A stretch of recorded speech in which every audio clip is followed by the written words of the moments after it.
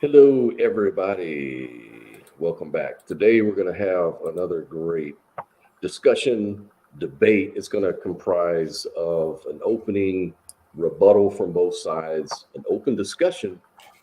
Hopefully, any questions you guys can come up with, we'll be able to interact with you on that. And then we'll have the closing statements. So, we're going to have Alejandro and Logan, and they're going to be debating, are there any logical arguments for the existence of God? We kind of changed a little bit, but we're going to get into that. So I'm going to go ahead and bring our interlocutors on board, and we're going to go ahead and go at it, man. Just let's get going. So first of all, I guess I'm going to go ahead and introduce Alejandro, who has the positive claim, who says there are logical arguments. How are you doing, Alejandro? I'm doing awesome. It's a great Cool, day. man. It's a wonderful day, man. Wonderful day. And then we have Logan, who is going to be arguing against Alejandro. How are you doing today, sir? I'm doing pretty well. A bit of a carb crash right now, but because I just had breakfast an hour or so ago. Carb? Uh, Oh man, you gotta go keto, man. yeah, I should. That's the way. yeah. And we're going to have to get your brain to be having some energy here so you can interact at your full potential. So maybe grab some candy or something. Well, yeah, that'll do my carb crash well. Yeah, where you were really crap. All right, so we're going to go right into it. Did you guys want to define any terms before we I got think started? Logan wanted to define things, so we're gonna go Okay, ahead and give him some airtime. So he wants to cool. define his terms, and I'm totally okay with that. Sounds good. All right, so So, are we ready? yep, Yep. we are ready. So the topic proposed was, is there a logical argument for the existence of God? We can go with, are there logical arguments for God if you want, but I want to keep it into the realm of logic as defined by and utilized by philosophers. Um, so there are several types of logic, but the three main types are inductive, deductive, and Abductive. abductive. And I think a lot of theists attempt to do is they attempt to pass off abductive as deductive when it's not. I see that a lot from people like Mike Lacona, and I'm always correcting him, and he never responds to me, even though he knows me personally. Mm, Um, so, what is inductive for the audience? In an inductive logic, conclusion is merely likely. Um, if it is a strong non-deductive argument, then it's called cogent, and so it would have true premises. The premises are intended to come to a probable conclusion, but it doesn't necessarily follow that it is actually true. Deductive is the one that people are most familiar with. It's often erroneously associated with Sherlock, but Sherlock did not use deductive logic. He actually used abductive. Deductive is the typical Socrates is a man, all men are mortal, therefore Socrates is mortal. That would be a sound and a valid argument. A valid argument is one where the conclusion follows from the premises. There is nothing in the conclusion that wasn't in the premises.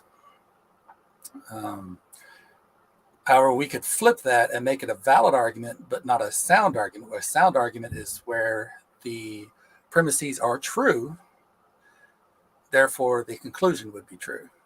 We could flip that with that same thing and say, all men are mortal, Socrates is mortal, therefore Socrates is a man.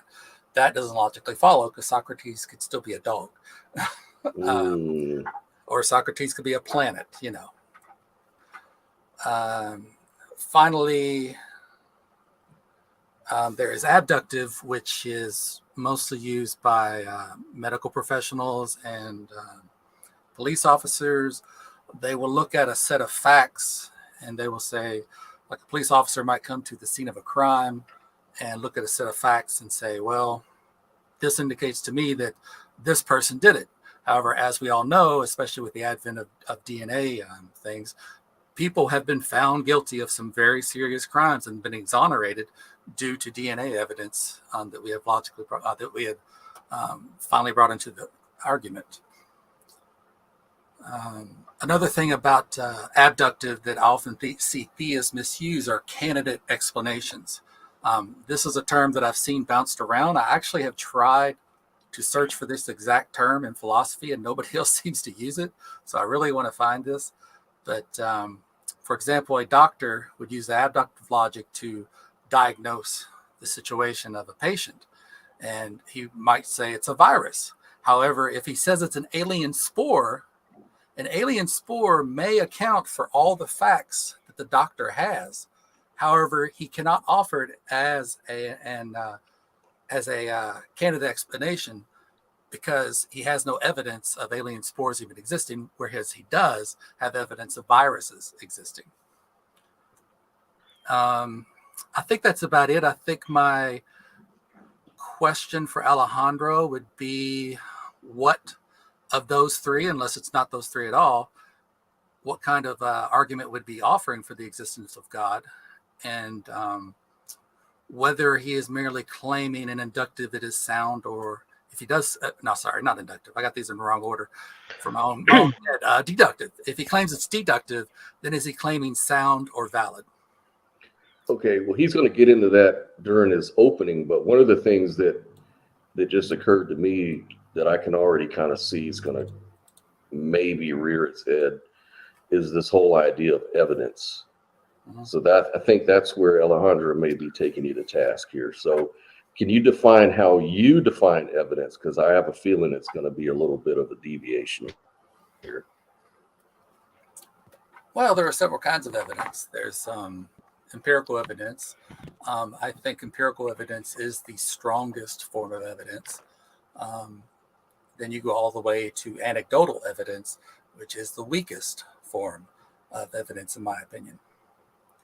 So he would merely have to state what type of evidence he's offering. He just can't call it evidence. You have to say what type of evidence it is. This is empirical. This is anecdotal. This is I don't know all the other examples. I've read them before, but those are the two I think that theists and atheists tend to fight over, is whether it's anecdotal or empirical. All right, I kind of see what you're doing there. All right, cool. Well, all right, so did you want to kick it off, Alejandro? Sure thing. Okay, well, excuse me. First thing is, Logan is saying that there are no logical arguments for the existence of God, if I interpret that correctly. And he's already, before he's even debated, he's already, shot himself in the foot, because he's saying there are abductive arguments for the existence of God. So abductive is a form of logic. So I have to qualify that, okay, so he's just not interested in abductive or inductive. When he uses the term logic, he is specifically asking for deductive forms of logic. So right there, even before we've opened, he's already lost the argument. Everything else here we're going to do is kind of like after effect. We're going over, one. Now, the next thing is, how does he know there's no logical arguments for the existence of God? In that case, he'd be arguing solipsism. He's arguing that he's never heard of any logical arguments for the existence of God, ergo there are none, which is solipsism. What I believe to be true, my personal experience is truth, and that bites him. The other thing is, he could argue somehow that I have a logical proof that there can be no logical proofs for the existence of God. He can argue that. That's a way forward for him.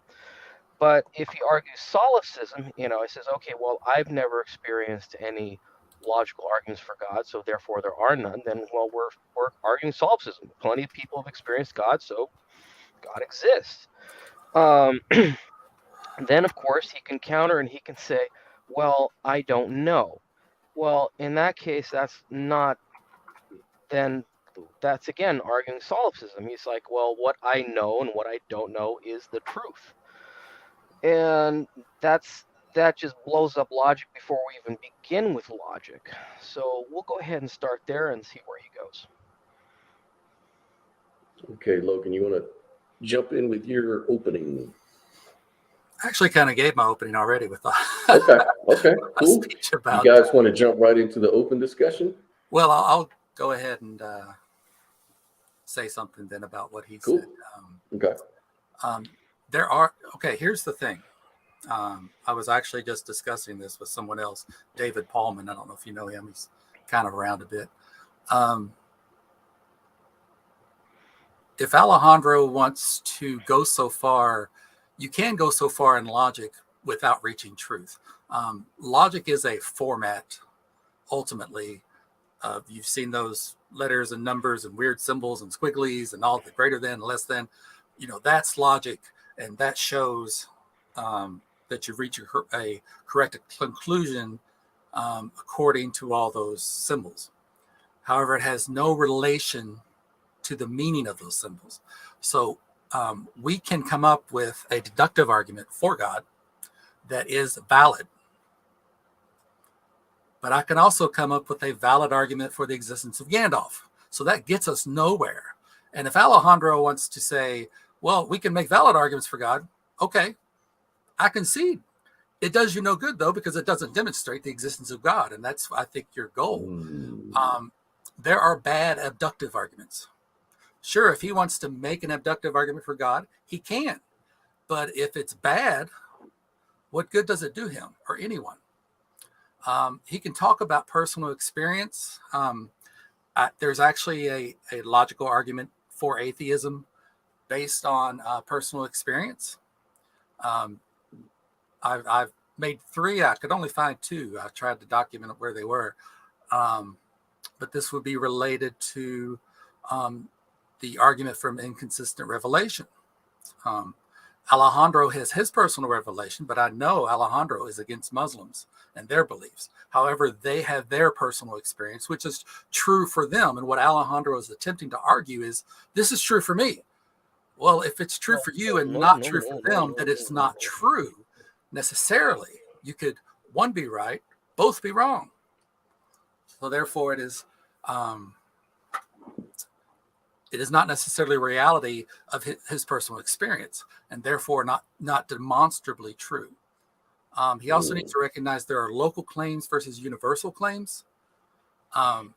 When I claim there are no logical, meaning, sound, what's the other term, cogent, or based on empirical evidence, or even anything better than anecdotal, that's my local claim, because I have not encountered any. Of course, I cannot say that somewhere on planet Sirius Black that they don't have a sound argument for God. They might. I'm not making that claim. I'm making a local claim. So are you done? Yeah. So you're arguing you don't know of anyone, so there is none. That's nothing. You're arguing solipsism. No, you are not distinguished between local claims and universal claims. We're not even getting there. We're not even there. You made a canned speech to me. I know you read off a script. Okay, your argument is there are no logical arguments for the existence of God. Oh, look at that. You see my canned speech? That's what I typed up based on what you said. Please don't accuse me of making stuff. I'm talking off the top of my head. Your burden here is to show that there is no logical arguments for the existence of God. As you define it, you admitted there's abductive arguments. Okay, you admitted that there are arguments you disagree with, that you dispute, but they do exist. So then it follows that your burden is to prove that it is impossible.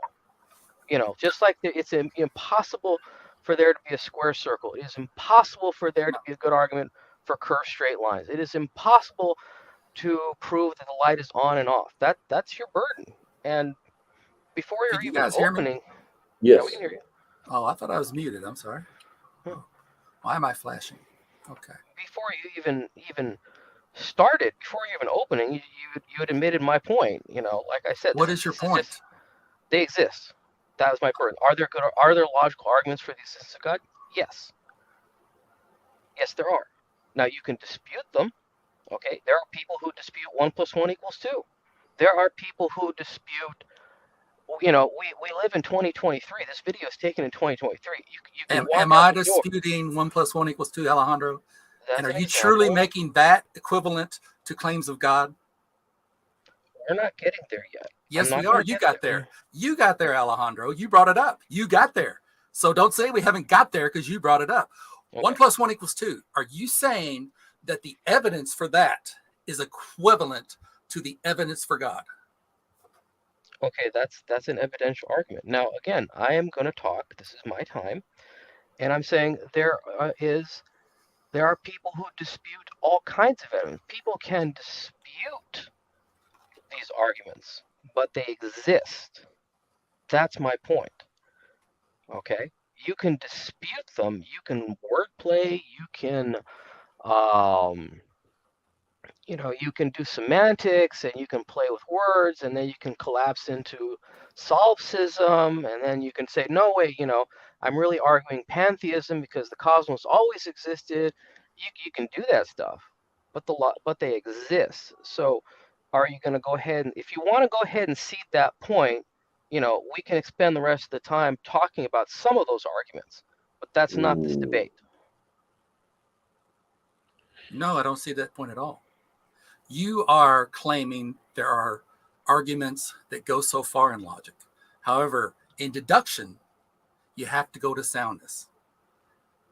And if you don't go to soundness, you have to concede the argument. You don't get to take parts of the whole and say, oh, there are logical arguments because I can make valid arguments. No, Mm-hmm. you have to go to soundness.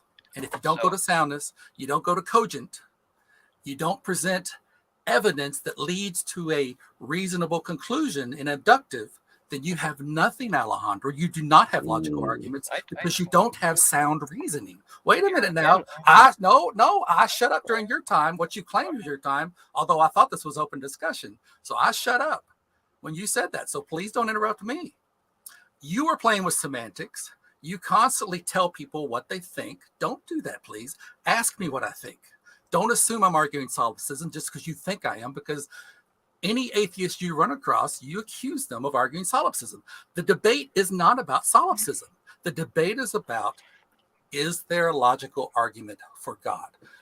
To be logical, it has to be sound. You have to reach that point. It has to be cogent. It has to be a reasonable, probable inference with a proper candidate explanation for abductive logic. You have none of that. And if you don't have any of that, then I don't consider it logical. okay, so you've again said the same thing. You have not experienced one. You have not heard one that you can dispute. Ergo, they don't exist. I did Which not is say that. where we started. You have missed the entire point of logic. If the premises are true and deductive, again, I will repeat this because you don't seem to be getting it. In deductive logic, if the premises are true and the conclusion stems from those premises, then the conclusion is true. In abductive and deductive, if the evidence leads to that likely conclusion, then it's probable, but it has to be with candidate explanations. Just because the sun rises every day does not mean Apollo takes it across the sky. That's not a candidate explanation. Okay, I get that, but you're telling me they don't exist. Okay, no. And I want to know how you know they don't exist. Because you haven't presented any. Present them. I'm making a local argument. Okay, I'm making a local claim. No theist in any form, nor professionals, I've read the professionals, I've read Craig, I've debated Mike Lacona, has presented a logical, sound, or cogent argument for the existence of God. Okay, so just because you are saying, you try to attempt to make this universal existential claim yourself, and I am not making a universal existential claim. I am not. You are claiming a God exists. That is a universal existential claim. I am not saying a God doesn't exist. I'm saying nobody has good reason to believe a God exists. And you know that because the burden is on you. If you've got a logical argument, bring it. Don't sit there and go, well, if you can't prove I don't, then no, you bring it. If you don't bring it, I win by default, Alejandro. I'm not mad. I'm just passionate. Okay, so you've never seen one, and you've never heard one. Have you? Well, that's not the point. I'm Yes, it is. establishing. Bring it. Well, this You is don't get to win by default, Alejandro. We're not winning by default. You conceded before you even opened. No, I did not. I specified soundness, cogent, candidate Right. explanations. And I you have said not you don't, conceded. and you said there's no such thing. Yes, that you have presented. You've got to present them, Alejandro. So if I don't present them, they don't exist. I did not say that. Mm-mm. Okay, then if I don't present them, they might exist. Sure. Okay, so then I win. No. Why not? Alejandro, you have to present an argument for the existence of God that is logical, that bears the conditions of either soundness, cogent, or has a candidate explanation. Have you done that? That's not the debate. Yes, it is. No, that's not. The debate is whether they exist or not. You're saying no. Yes, and you're saying yes. Right. And so prove it. Do you Okay, have any or not, Alejandro? Say yes or no. Yes, I have logical arguments for the existence of God according to the criteria Logan has presented. Logan, you're arguing false. You're Sorry, arguing again. I don't know if it's just me, but he's not coming through very well. Yeah, he's kind of cutting in and out, but I think just to jump in, maybe I can. If you can't, can you hear me? Okay, I can hear you.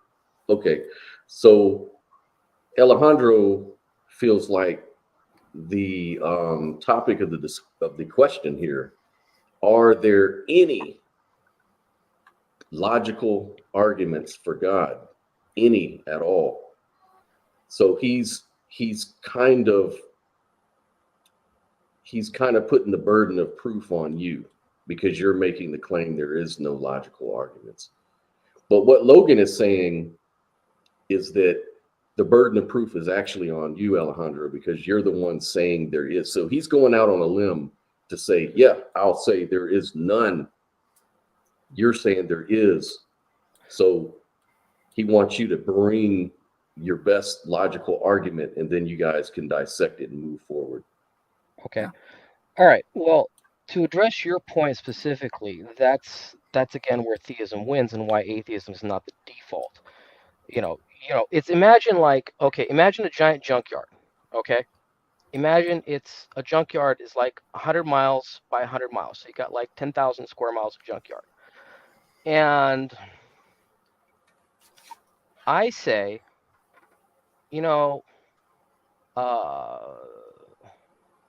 someone dropped a screwdriver in that junkyard. Now, you look at that logically, okay? It's very probable that there's a screwdriver in there somewhere. Now, Logan is saying in that entire, junkyard, 10,000 square miles of junk, okay, there is no screwdriver. And that's a much, much higher burden. It's the same thing with the paranormal, okay?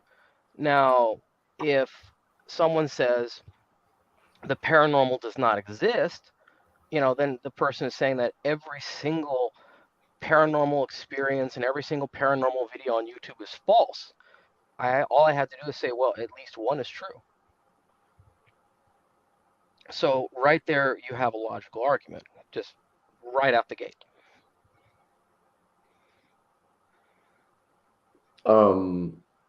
Go ahead, Logan. I'll not say anything. I don't have any idea what he was trying to get to. You're claiming that I am claiming the equivalent of saying there's not a screwdriver in a junkyard. I could actually probably figure out the probability of a screwdriver being there. Mm-hmm. You are trying to make it. I'm not saying this is the way it appears to me. I'm not saying that you are doing this because you may not be. To me, it appears you are trying to make an argument of certainty. I am making an argument of probability in the fact that I've debated professionals, I've read professionals, I've debated amateurs, and I have been doing this for 30 years. 30 years, Alejandro, and I know you probably have to. No one has presented a sound or cogent or offered, there is no candidate explanation, as in there's this God thing and that ball moved down the street. Well, even though there is a God thing, is he a candidate explanation for that ball moving down the street? Not necessarily. But we don't even have evidence that God exists to even make the abductive argument. So, no, I'm not arguing that there is a screwdriver there. There's a screwdriver not there. I am saying that no one has demonstrated that there is a screwdriver in that junkyard. However, we know that a screwdriver would be a candidate explanation. So I would not make that argument, Alejandro. If somebody made that claim, I'd be, oh, there could be. That's what I'd say. There could be. And so you're making a false analogy, in my opinion, because you're making a God analogous to a screwdriver or to a logical argument for God anyway. And it's not. You need, again, you are attempting to shift the burden of proof, Alejandro. You think, in your opinion, that if I don't do what you think I should do, then you win. You don't. In effect, we could both have a draw. That could be the best you could hope for. And if that's your goal here today, congratulations. But all a theist has to do is to go into that junkyard and bring a screwdriver out.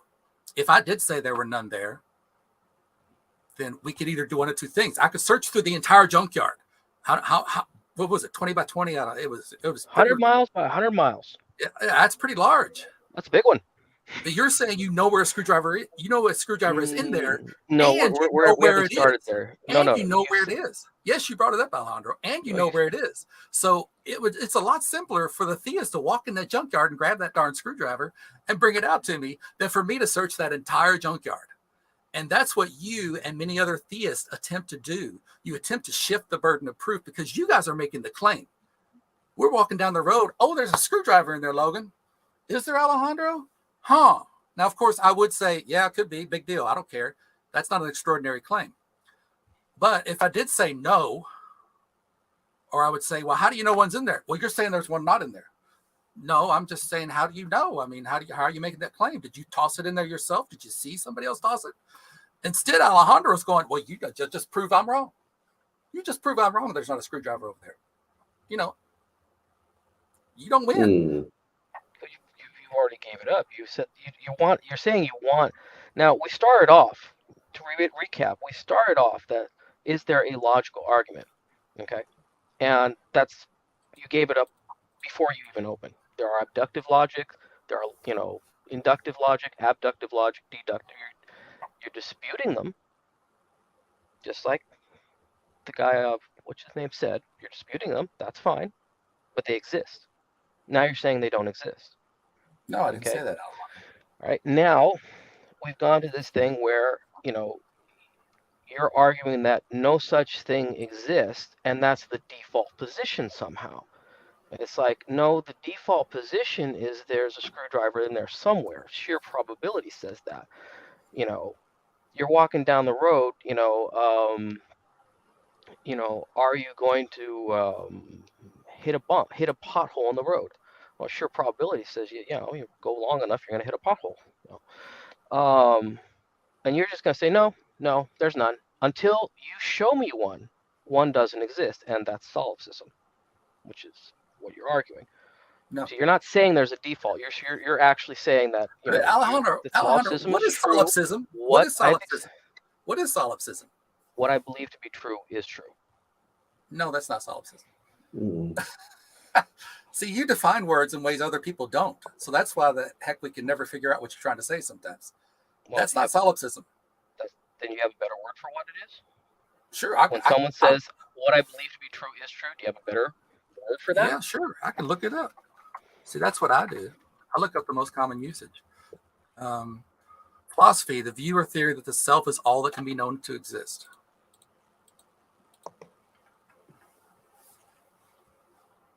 They're not even, by that definition, they're not even saying whatever is true to me is true. They're just saying, I can only be sure I exist. That's all they're saying. They're not even saying nothing else exists. They're just saying, I can only be sure that I Yeah, that's exist. about you, your experience, what you've seen. You have not found a screwdriver, so a screwdriver doesn't exist. Okay. Someone You're has not still losing, by presented the it way, to you. Alejandro. You're losing. You're doing nothing to promote your positive claim that there are logical, sound arguments. Well, Like I you don't said, see it, like I but said, if you want to say we have valid arguments, I grant that. If you want to say we have cogent arguments, I don't grant that. If you want to say that, I don't know if there's a term, it might be cogent, it might be something else for abductive. If you want to say that we have good abductive reasoning, I don't accept that. So the only one I even granted were valid deductive arguments, but you don't have sound. Okay, so you're, if you want to go with bad cogent or uncogent, or if you want to go with bad abduction, where you bring in non-candidate explanations, you're doing bad logic. And if you want to say because there are bad logical arguments for God, then there are logical arguments for God, and you want to call that a win, Alejandro, I consider that very sad. I really do. You have not presented one argument for the existence of God that we can break down and evaluate and demonstrate whether or not it is sound, cogent, or involves a candidate explanation. Well, the only thing you said is you haven't experienced one, so they don't exist. No, I didn't say that, Alejandro. I didn't. You go back in this and you record that. When he posts this, you can timestamp it, and you send that to me where I said that. Please do. Please do. The burden of proof is on you because I know I did not say that. Okay. Yes, I have to jump in and say, I think Logan is making an epistemic argument rather than an ontological argument, is kind of what he said at the beginning. So what that means is that he's talking about what we can know. And Alejandro, you're talking about actually what is. You're saying that when you say that we don't know that there's a God, you're kind of saying that that's equivalent of saying, well, he's saying that there is no God, because if there's no logical argument for God, then it follows that there is no God. And you're just trying to stick to that. You're trying to hold them to that implication that you've perceived, right? But actually in philosophy, there is a distinction between epistemic arguments and ontological. So just for the record, Logan, are you making an epistemic argument or an ontological argument? Epistemic. And that's another common conflict between theists and atheists, is atheists usually argue, I think, epistemically, and theists tend to argue ontologically. Right.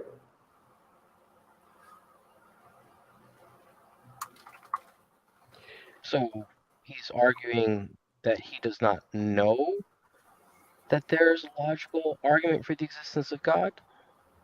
Correct. He does not know one. He doesn't know of one. And so therefore it's on you to present that logical argument to let him know that there is logical arguments, and here's one, now deal with it. That's what he's trying to get you to do. That's what do you want to call that? Do you want to call that the position that, I just don't know one, so they don't exist? Or how do you want to term that? Me or Scott? Scott, you want to help me out here? Okay, I can help you too. I'm trying to figure out what exactly his position is, other than you haven't shown me one, so I'm just not going to believe they exist. I mean, that's like peekaboo. I just want to question you. I got a simple question for you, Alejandro, and I think we can settle this right now. Okay. Are you or are you not? Do you know of any sound, cogent, or probabilistic, based on a candidate explanation, arguments for God? Yes or no? Yes or no? I know plenty. Please present your best one. That's all we got to do. That's all we got to do, Alejandro. Okay. So if you know they're all false, because why? Because you've heard them all. Let's hear that one. Let's hear the best one. What is the best one, Alejandro? Hold on. We're going to start from the beginning. Okay. We are. Which would be you presenting an argument. And Alejandro, just to kind of motivate you, we have someone in the audience who's making a little bit of a critique against you right now, because he actually saw our debate last week. So what he said is, I'm feeling for you right now, but I saw you bring up several of those arguments in your opening of your debate last week. Right. So are you now trying to hold back on purpose? Yes, I am. I'm establishing that Logan is ultimately arguing a solipsistic position. I'm establishing that by showing that, he's starting off what I believe is true, and that I have some sort of burden when I've demonstrated that the burden is on atheism. Atheism is making an extraordinary claim that, there are no potholes on this road, that there is no screwdriver in this junkyard. Mm. So He's you're kind of saying he's making too strong of a claim. he's making a very strong claim, and he's backed it up with nothing but I haven't seen it. And if you show it to me, then I'll believe, which is again saying I haven't seen it, it doesn't exist. And that unfortunately creates a circular problem, which brings us to the next point, which is saying there's no evidence of God. It's the same thing. Okay. He's making this claim that in all of existence, No, there's stop no right there, evidence of God. Alejandro. Stop right there. You need to go back and listen to what the fuck I said, okay? And again, I'm not mad. I'm just passionate. I did not say that. I said I'm making a local claim. And as I clarified to Scott, I'm making an epistemic claim. You always attempt anybody can go back, Alejandro, and watch any debate written or whatever you've done, and you always try to turn it into what the atheist has a burden to do when you never accept that burden yourself. We have at least an equal burden in this debate. And if you do not present an argument and just say, well, Logan's saying there are no black swans. Well, yeah, I'm making a local claim. There are no black swans. They're all You right. don't know of any black swans. You said I haven't seen any black swans. I'm making a local claim, Alejandro. Okay. You do Yeah, not that's what know. it means. Yeah. We all by know you local, failed. you- We all know you failed logic. And I'm not saying that as an insult. I'm just saying it as a fact. We all know you failed logic. You went to go see your Okay. professor because she notified you were failing. No, Because she was wrong, according to your words. Okay. no, that's not There what are happened. local claims. I'm making a local claim. You are trying to make my local claim into a universal existential claim. I'm not making that. Okay, well, So isn't stop Isn't twisting. logic universal? Take what I say, Alejandro, and do not turn it into what you want it to be. Please Okay, don't. so isn't logic a universal thing? Aren't you asking for a universal thing, or is logic itself just local to you? Logic is an abstraction that we humans have utilized. We Okay. have extracted from our experiences, from our observations, from our tests. I mean, like I said, there's all kinds of logic. We have done that. We have abstracted that. Right. Just like getting dressed in the morning is an abstraction. Okay. So you've abstracted to, again, your solipsistic position. But okay, let's start with something interesting. So there are two positions in reality. God exists, God does not exist. Okay, so let's start there. And your position is God does not exist? No. I've It's told not you your this position. before. I've It's not told your you position. before. I know, but I'd like this. This is a video. Okay. Is for document. So I do not believe that God exists. okay, so that's solipsism again. No. Yes, it is. Then if you want to say that, Alejandro, do you believe that God exists? I'm making the claim that God exists. That's what theism is. God exists. Then you're arguing solipsism. No. Yes, if I'm saying I don't believe that God exists is solipsism, then you saying I do believe that God exists is also solipsism. Then we can't debate, because then you're arguing that all positions are subjective and there's logic doesn't even enter it. No, I didn't argue that. Alejandro, I'm going to keep asking. What is the logical argument that is sound or cogent or involves a candidate explanation for God? I'm sorry. That just shot, way down the road. I'm sorry. No. Now we're talking about beliefs. Okay, so now we're not talking about beliefs, Alejandro. Believe God does not exist. It's just beliefs. You cannot present a logical argument for God. Prove me wrong. I will be glad to be proven wrong that you cannot provide a logical argument based on my criteria. Okay, your criteria doesn't matter because you just argued that it's belief. It's whether you're convinced or not. You just completely changed the debate. No, you asked my opinion on God. I said I don't think he exists. No, I asked there's two positions in reality. Either God exists in reality, Mhm. or God does not exist in Yes. reality. And you're And you've making the just affirmative claim, swept right? that aside, and You're you're like, making the I affirmative don't claim. believe. I lack a belief. No, I didn't say that. Okay. I What don't issue? believe that God exists. I'm not saying I lack a belief in God. Okay, I so don't believe that God you exists. believe that God does not exist. You But believe that okay, that Alejandro, position is true. what is belief as opposed to knowledge? Well, I'm Or philosopher, so I know God does not exist, but you changed it to belief, so I'm going with you. Okay. yeah, okay, so I don't believe that God exists. What does that gain you?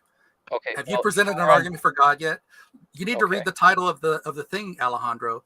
Your burden. Do you think William Lane Craig would walk into this debate and try to throw it all on his opponent? Hell no. One thing I can respect about the guy, at least he makes an attempt.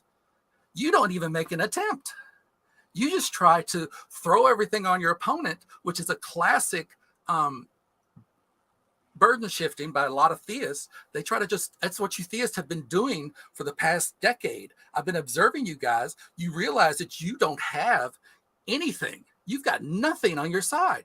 And you go, well, then you atheists need to prove God doesn't exist. No, that's not how it works. That's not how it works, Alejandro. You are trying to control the narrative. And if it doesn't fit in your narrative, in your D&D campaign, then it doesn't matter. So and you're trying to say my D&D campaign has to be the same as yours. No.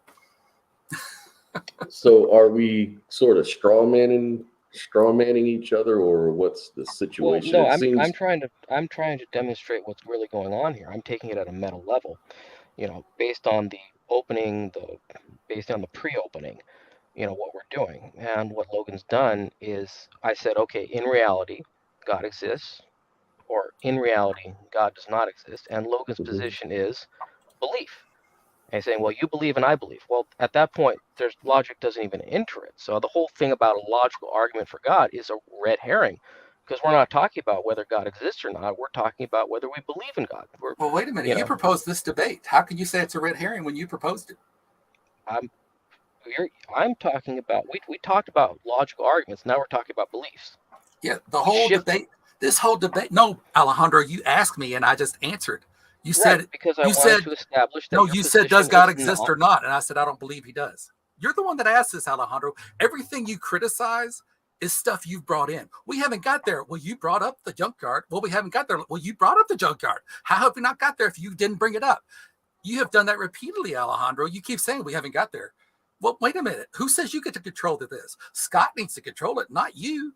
He needs to tell us if either of us are not, if we are venturing away from the topic of the debate, which is there a logical argument for God? Yes or no? Yeah, and from what I see, we haven't even gotten to not one of those logical arguments. And I think that's what the audience wants to hear is, what are the logical arguments? Understand you may Well, we have all some know them. reservations about. This is 2023. This is not 2018. We know what they are. And Logan's saying they don't exist. He's saying he disputes them, and he says they don't exist. And then he says that it's based on his belief. We're not even talking about reality anymore. Well, is belief a subset of knowledge? A lot of definitions do entail that belief is a subset of knowledge. So if you know of something, then you believe it too. If Well, I you think don't belief know would be more something, on then maybe you don't probability. believe it. I think belief would be more on probability. And if we're going to do probability, then that's an inductive argument. And, if he wants to have an inductive argument for the existence of God, we can go there. But belief is not deductive. Like, if Socrates is a man, all men are mortal. Excuse me, all men are mortal, Socrates is a man, therefore Socrates is mortal. We want to do that. There's no belief involved. You Well, can't disbelieve that how Socrates is about mortal. presenting your best cogent argument for God that's sound? Because I think that's what Logan is wanting to hear. Definitely what I would like to hear. Definitely probably what the audience is waiting for you to throw on him so that he can be So pushed I'll into a start. corner to either defend it or whatever, Sure thing. I'll start off. Okay. Then I'm going to start off from Logan's position. Okay. Which is, I don't believe in a God. I haven't been presented with any evidence of God. I haven't seen any I haven't seen God. Okay, we'll start off there. All right, the real simple. It's better be safe than sorry. Okay.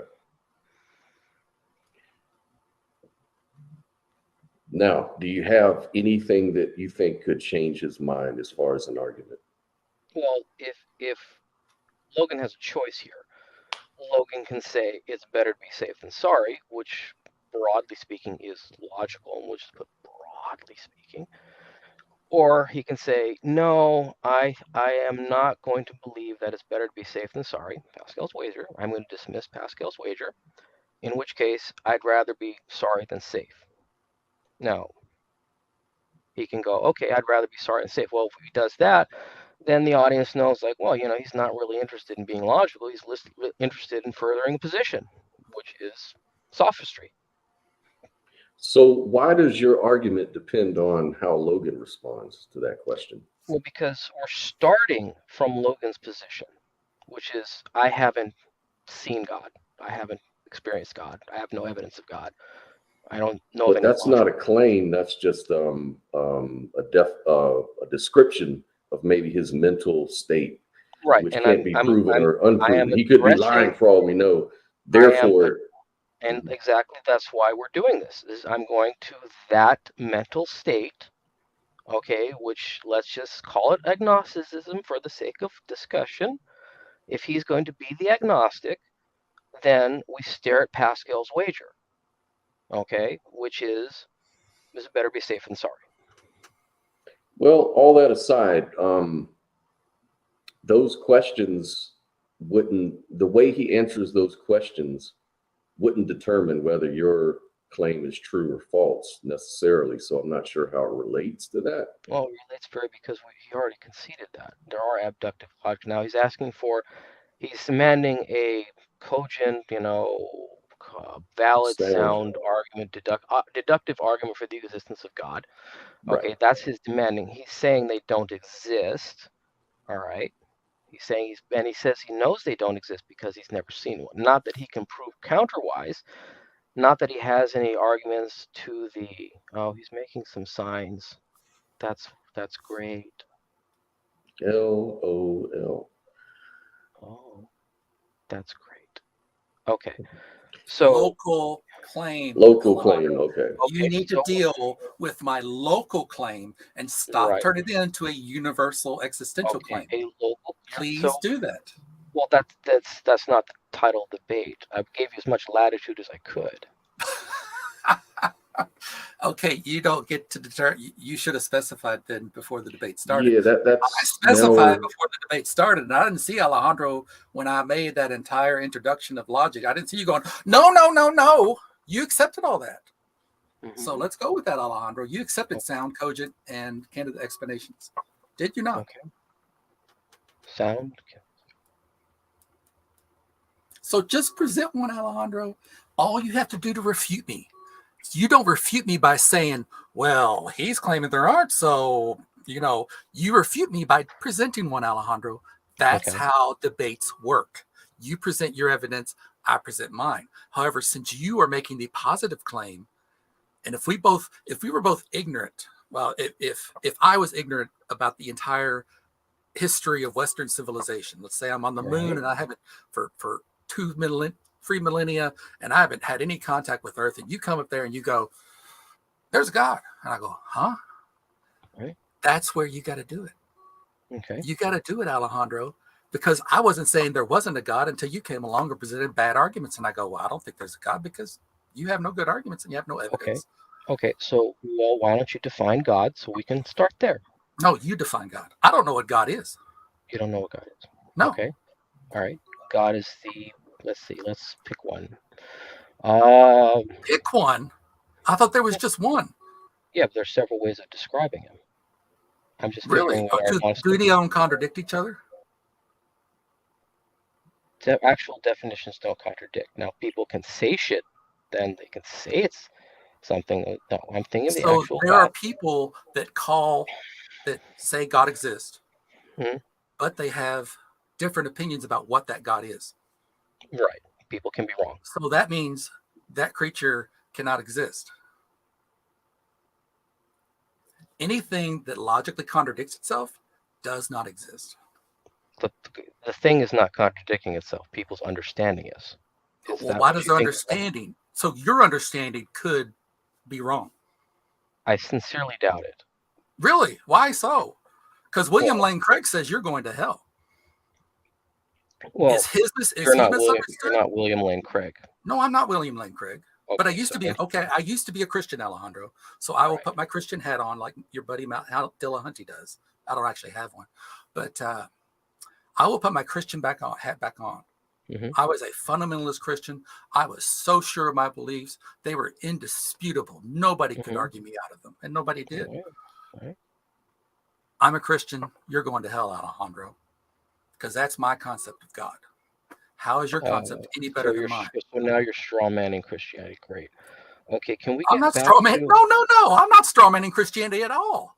Okay. No, I'm not. There are different branches of Christianity. I am strongmanning my conception of God back then. You were going to hell, and lots of Christians agree with me.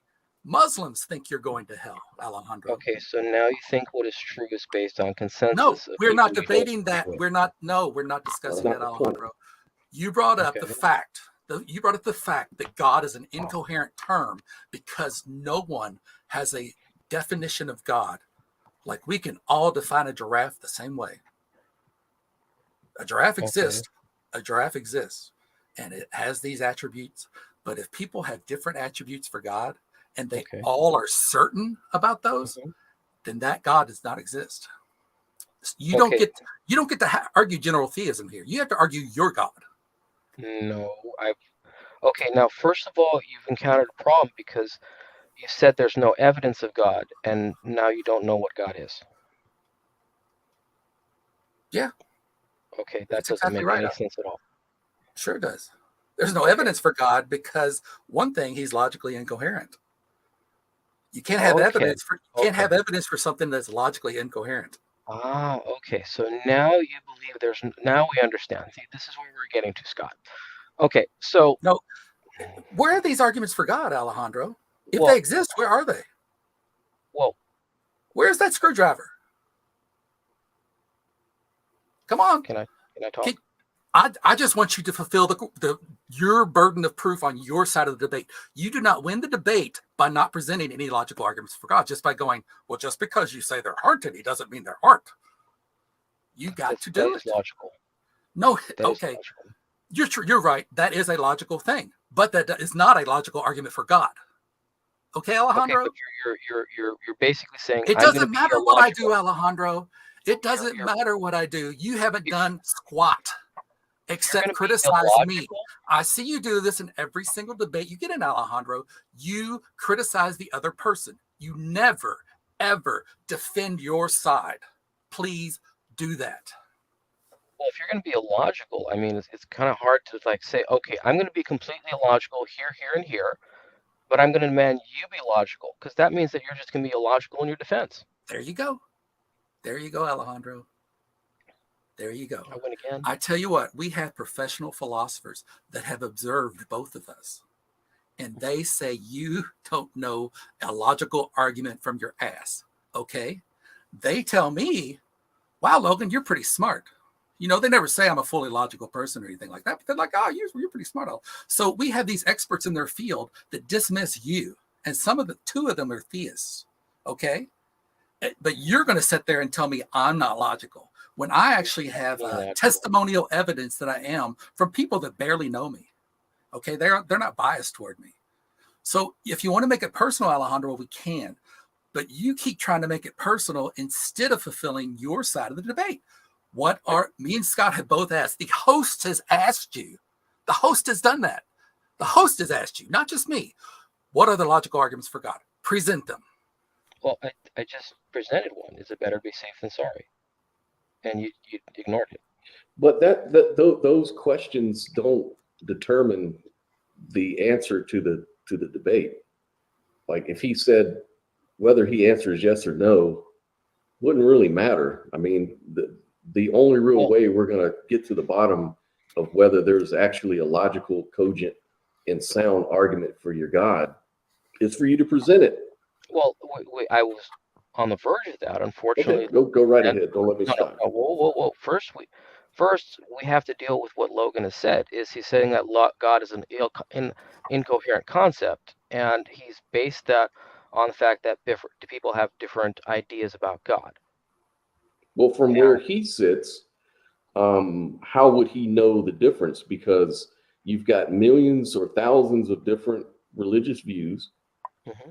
Within those religious views, you've got millions of people that Hmm. may have their own private interpretations of those particular teachings.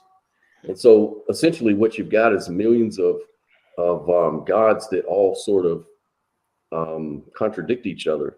So from where Logan sits, from where he's sitting as someone who admits he doesn't know, Hmm. it sounds like this God is a confusing kind of thing to figure out, because you've got people saying that he's a Trinity. Some are saying he's not a Trinity. Some are saying that he's more than a Trinity. He's millions of different gods all wrapped up in one. You've got some of these gods are omnipotent, all knowing, all loving. Some say that they're not. Hmm. There's just so many definitions of this God that everybody is so 100% sure of, Hmm. because they've experienced this God, they've read about this God in their book, and they've interpreted it correctly.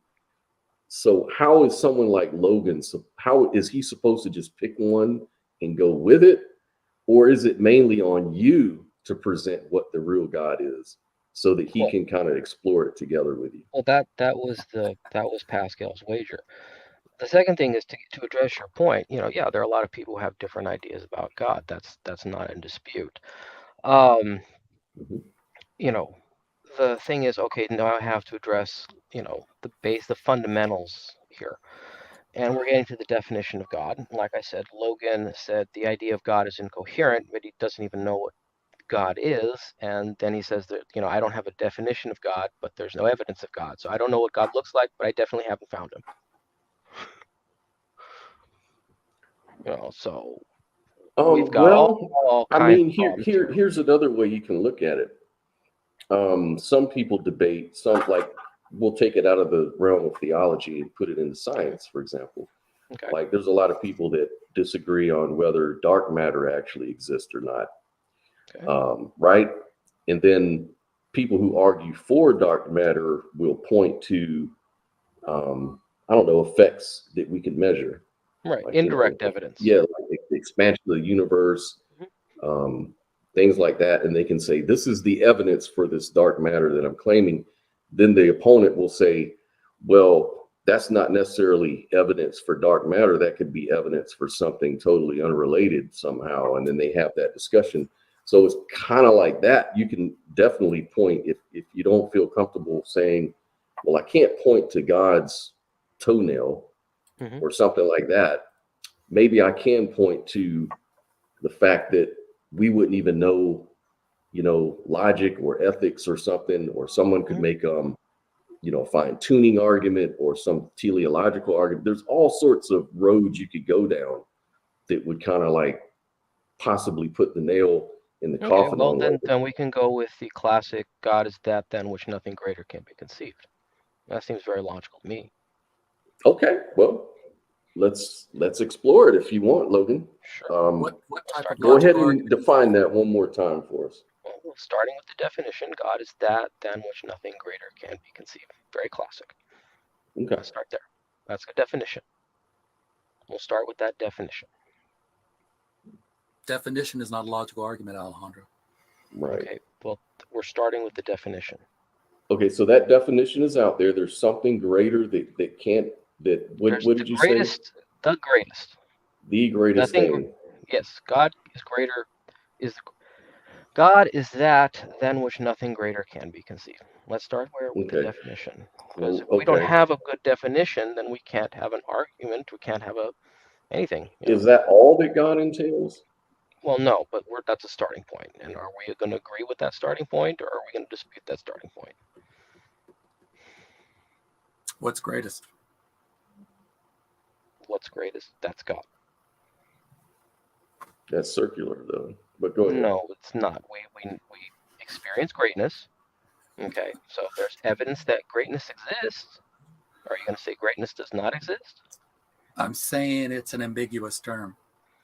It's an ambiguous term, and Yes. that's great. Stop there. What That's was? Wait a minute. You've been talking for a Sure. while. Sure. Was Genghis Khan great? He was a butcher. He was a great butcher. Yeah. So is God a great butcher? No. Oh, so greatest doesn't mean butcher. So see, you're still trying to qualify it beyond the meaning of greatest. So saying greatest means nothing. Okay. So you're making part of my argument for me indirectly. You see, because you don't believe in God, the term great doesn't actually mean anything to you. No, I'm saying Okay, you can only define God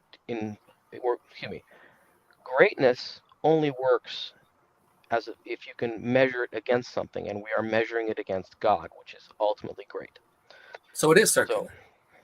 no, it's a reference point. If you measure something against itself, it's circular. No, we're measuring things as they are in relationship to God. So, for example, you've got the worst cell phone and you've got the greatest cell phone. The greatest cell phone is something closer to God. And we know what cell phones are. We know what cell phones are. This is true. And we don't know what God is. Well, I just defined it. You didn't define anything. I define God as that than which nothing greater can be conceived. Which is not a logical argument. I didn't say it was. I said it's a definition. Okay. Good.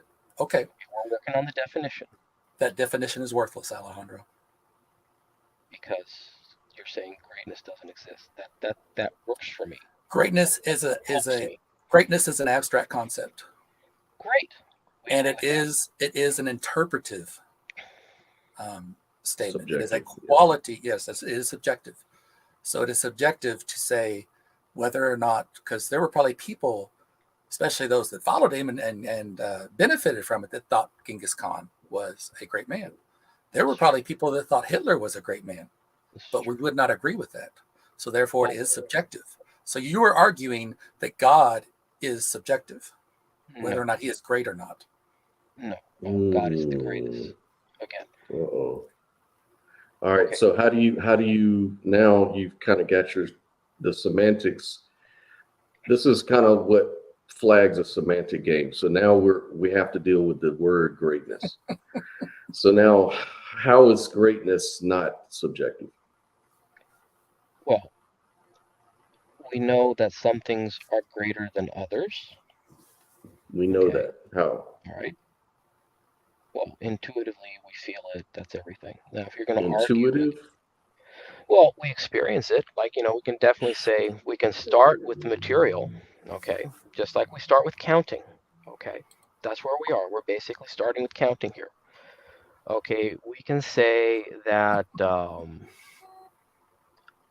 Ruth was a greater baseball player than I am. Okay, we can say that. So we're saying all these things are, in the material experience, pointing in one direction. So God is material? No, I didn't say that. Oh. God is not material. So greatness is objective. How again? Some things are greater than others. Now, what you're arguing... But you're making the claim. You're just repeating that. Like, how can we connect the dots? Like, how can we say this proves... Is everything equally great? Is everything equally great? I don't know, because we haven't because this is subjective.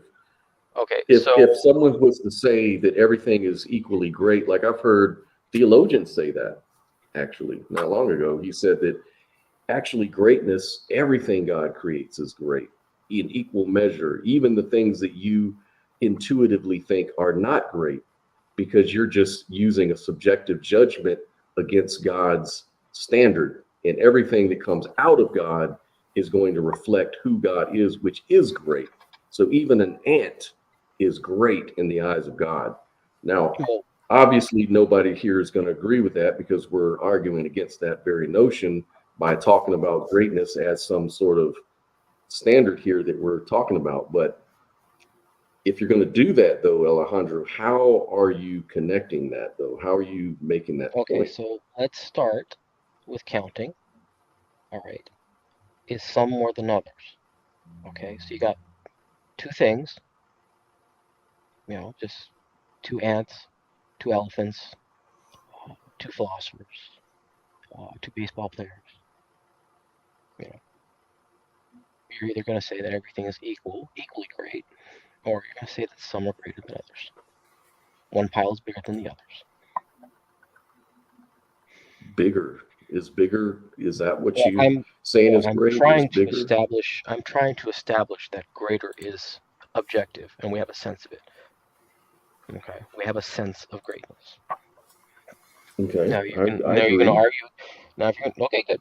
Then we have agreement. Okay, so greatness is objective. No, Greatness is we experience. Okay, it's not. no. So Mm-mm. okay, so Everyone has a notion, like you said, of what's great. I agree with that's that. that that's agreeable that everyone has notions. Some people think Subjective notion. DiMaggio was greater than Babe Ruth. That's their thing. You know, they can say Ty Cobb's the greatest baseball player. Okay, that's fine. But I still don't know. I know when they use great for Ty Hmm. Cobb Hmm. or someone being a butcher or whatever, I know what context they're using it in. Right. When you say it for God, I don't know the context. What is he Well, great at? that's I'm getting there. First, Okay. first we're establishing that great is objective. No, We haven't. That's what we're trying to do you here. haven't established that at all. Okay, well Greatness is a then, quality that is subjective. It's a descriptive term we use, and people use it differently. so everything is equally great. No, Okay.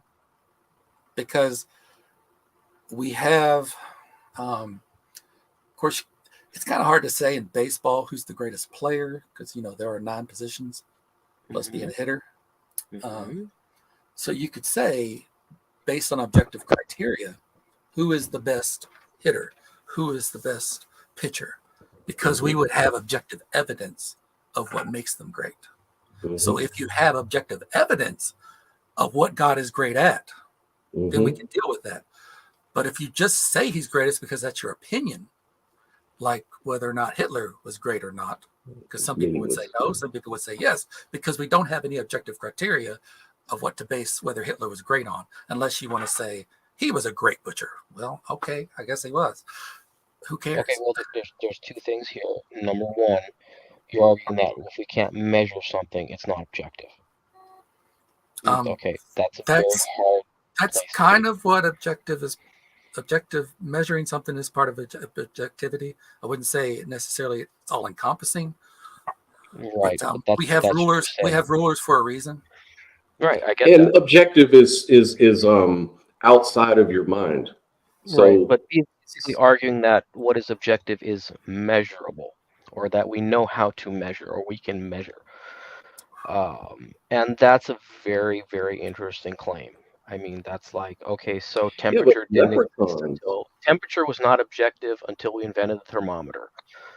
Distance was not objective before we invented, the mile. Well, so let me um, ask you if this is a valid argument, Alejandro. Sure.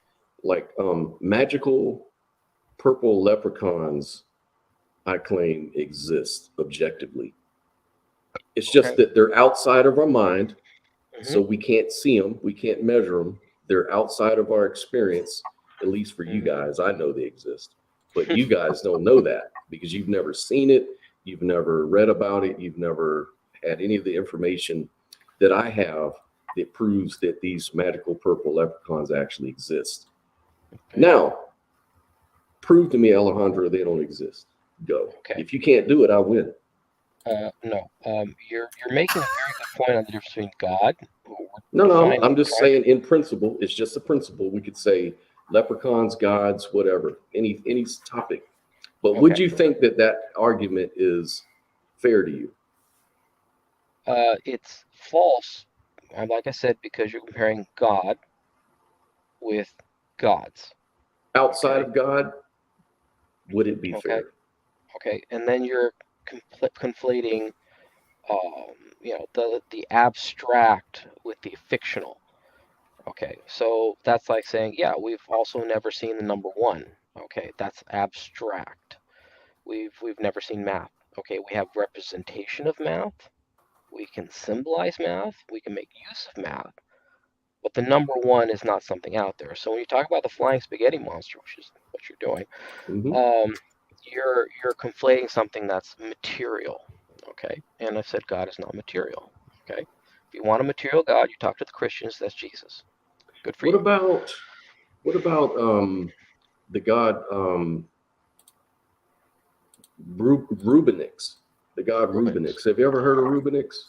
The god Rubinix? Is Rubinix that than which nothing greater can be conceived? Yes. Then you're using a different word for God. Right.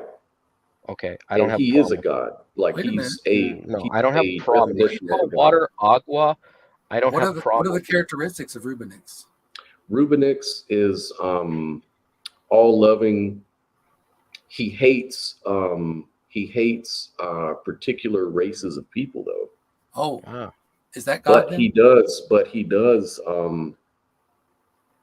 He's but there are ways that you can you're gain making God. the flying Rubinix. spaghetti monster. It's kind of like that, yeah. But what I'm saying you're- is, now he's immaterial. He's the greatest thing ever. He's got various properties, Okay, which aren't even important, I guess. Scott, okay, it's really simple.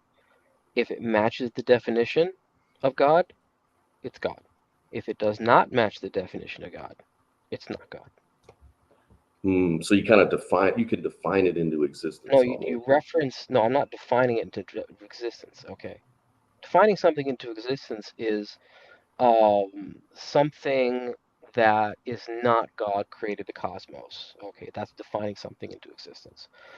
Okay, I'm saying that if it matches the definition of a thing, it's that thing. If it does not match the definition of a thing, it is not that thing. It's that simple. And you haven't really defined God. Well, we're working on a definition. Now, the thing is, if you win in the here, you lose the argument. Okay. If I win here, I lose the Yeah, argument. because you're saying there's no definition of God. Okay, if that's your point, you're saying there's no definition of God. You're doing the same thing. You're saying I haven't experienced the proper definition of God, therefore there is no definition of God. But that unfortunately contradicts what you said earlier when you said there's no evidence of God, because there can't be no evidence of something, you know, if you don't know what that thing is. Let's see here. Giraffe. I use giraffe because I listen to a philosophy podcast and the guy loves giraffes. I'm All happy right. for him. Here we go. Okay. The giraffe is a large African hoofed animal belonging to the genus Giraffa. What words did I use there that were ambiguous? Okay. Your point being that you want. Did I use any words in that definition that were ambiguous? Okay. Look. Simple question, Alejandro. Please answer the question. Did I use any words that you found ambiguous? The genus Giraffa. You did. Okay.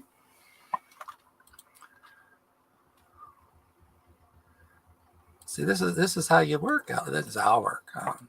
It's how I think you should do things. So you don't know what genus means? No, I do, but I'm just going to tell you that it's arbitrary. Genus is arbitrary. Yeah. Really? Yeah. Who determined what genus was? I believe that was Carolus Linnaeus who devised the taxonomy. But it wasn't me. No, it wasn't you. Okay. But so it's not just my opinion. Well, but do you think genus has a ambiguous definition? Yeah, it's pretty arbitrary, actually. Is it? Yeah. What is it? It's based on taxonomy. It's based on features. It's not based on genetics. It's arbitrary. Yeah. But okay, so you think taxonomic is ambiguous? Well, you can play with it. That was a whole debate for centuries. Where does this belong into? For example, fungus was a plant forever. Before they finally conceded that okay, it's not a plant, right? Like for example, bacterium and archibacterium. Okay, that was one thing for ages until they finally conceded okay, they're different. All right, so they're arbitrary. Just because we redefine things, does that mean those things did not exist? Well, that's what you're arguing. No, it's not what I'm arguing at all. Yeah, it is. No, I'm not.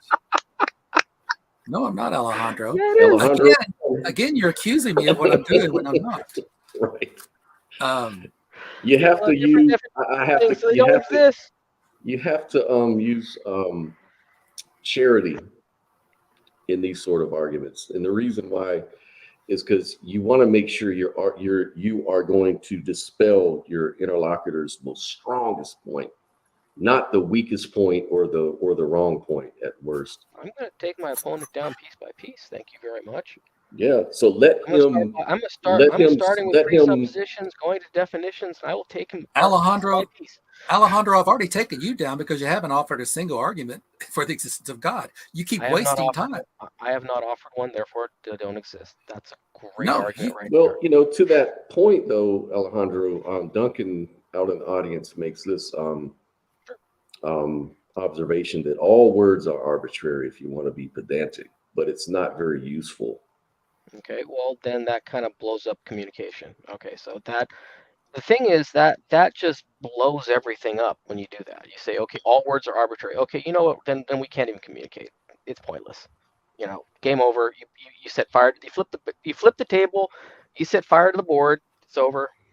Right. So I guess the solution there would be to come to a common agreement on words and then go from there. Now this is again. So if you are going to say something and then Logan says that's not what you mean and argue from some straw man of you, then it's going to be, you're right, it's just going to blow up to arbitrary words games. But if you can say, look, this is what I mean, Logan, this is what I mean, and then Logan says, okay, I agree that this is what you mean, okay, from there on you can now build your arguments in your discussion. Right. But I guess what he's saying is it would be kind of arbitrary and meaningless if you kind of like talk past each other. Right. So that's why I'm starting from Logan's position here. Gotcha. You know, I am starting here because, you know, he's like, there's no arguments. There are no logical arguments for the existence of God. That's where it's starting. Okay.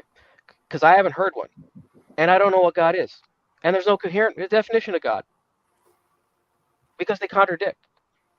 I mean, would you say, Logan, that God is, the way that you understand God, is a personal, almighty, all-powerful, omni, or at least maximally great being? I would say that's the way a lot of people define him. Do you want to go with that? Would you agree that that's how you define it, Alejandro? Okay, so we're going to start with a maximally great being. Do you want to go with personal that definition? And personal, yeah. And personal. Maximally great. Well, I would think that completely separate, but I would think that a maximally great being would be personal. Okay, now we have a starting point. Okay. That we can agree on, a word we can agree on. Okay. So we understand what maximally means. Logan doesn't understand what great means. He thinks that's a completely arbitrary, subjective term. That is not what I said, Alejandro. Okay, well, I'm paraphrasing what you said. If you want to qualify that. I said in the way you utilize it in that sentence, it's ambiguous. Right, I can use greatest where it's not ambiguous. Okay. You, in that sentence, did not. Okay, so you want to subscribe greatness as. Go ahead. That's you. It's art. Okay. So. Okay. God is the greatest asshole. There we go. All right. So you're going to talk. That's the other problem, is you're thinking in a strictly materialistic world. Okay. So now you're arguing. Wait a minute. Is being an asshole materialistic? Yeah. Well, there are assholes. Okay. Now, if you want to define asshole abstractly, like, you know, the greatest jerk. Okay, you know, now you're arguing, okay, God is the greatest, a maximally jerky being. No, I mean, you just said greatest, and right. I qualified it asshole. Are you accepting that God is an asshole? No, but you know, you're not even. So you're not saying that kind of greatest. So please tell me what greatest relates to. Okay, so you're not even going to. You're not even going to concede the definition of God. Does it relate to? No. He's asking you for yours. That's all. Does it relate to sexual performance? What's he greatest at? Okay, so that's what I'm saying. Okay, so where we are philosophically is 1 block, 2 blocks. Okay, so the number here is the abstract portion. So I say greatest, that is the abstract portion of of God. Okay, so we've got greatest asshole, we've got greatest jerk, we've got greatest sexual performance. Okay, so we've got greatest over here, and then we've got thing here. Okay, so we let go of the thing, and then we go to pure reason. Okay, so when Scott says maximally great being, Logan's not even going to give me the word great. Okay. Now, To move us along, for the sake to continue the debate, I'm going to grant that sentence. But I am not conceding anything, Alejandro. Don't say I'm conceding anything. Don't come back later. You are taking a risk, so I would take advantage of that. Go ahead, Alejandro.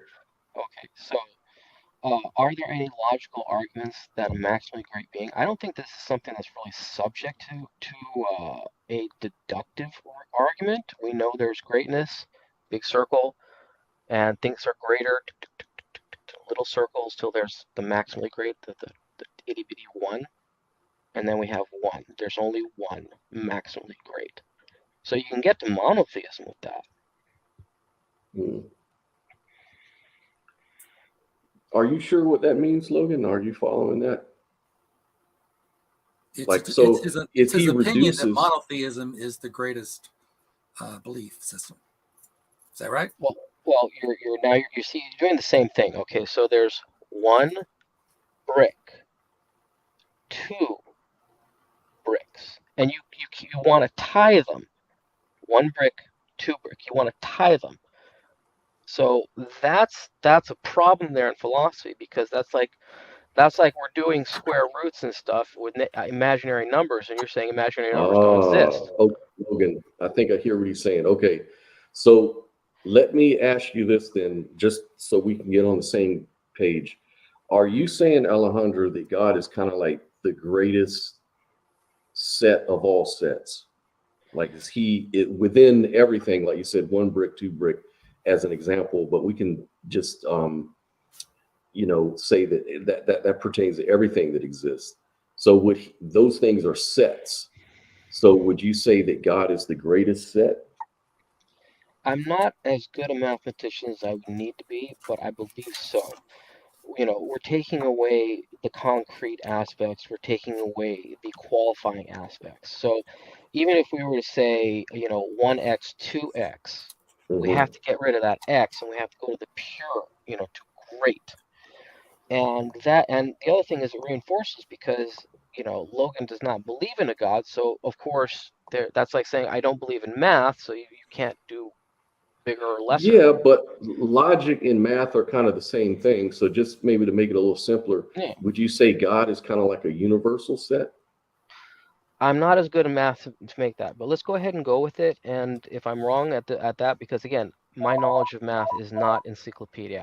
I know. And the only reason I say that is because if we turn around and find out that God can't be the universal set, then that necessarily puts a huge limit on God, right? That would make God not the greatest, as you said.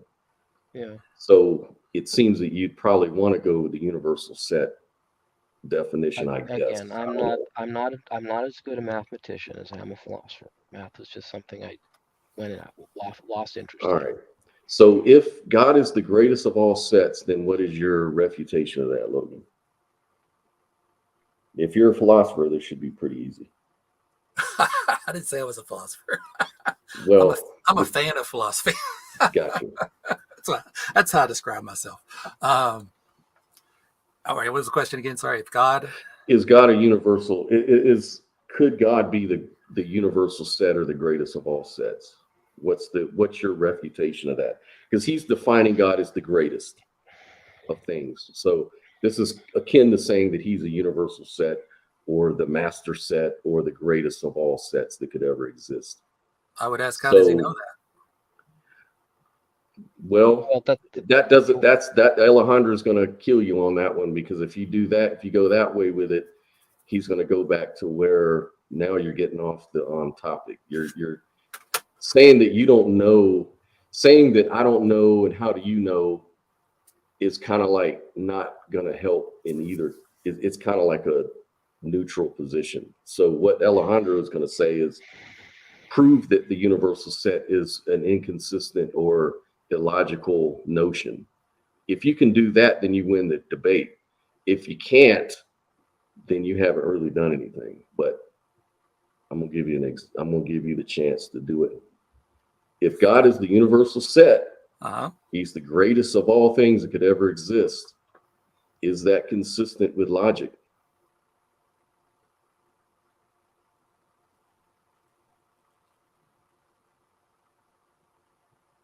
Sounds all right.